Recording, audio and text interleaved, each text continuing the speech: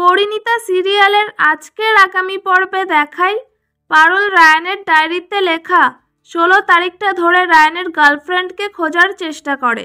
তারপর পারুল অফিসের একজন স্টাফকে বলে, আমার একটা ইনফরমেশন লাগবে, তুমি তোমার ল্যাপটপ থেকে রায়ানের ল্যাপটপটা হ্যাক করে এটা অ্যাক্সেস করো দেখিনি।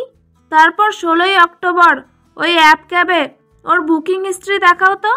তারপর সেই স্টাফ রায়ানকে সব জানায়, আর রায়ান বলে, তুমি সব বলে দিয়েছো নাকি? তোমাকে বিশ্বাস করে আমি সবটা বলেছিলাম, কেন? রাখো রাখো রাখো।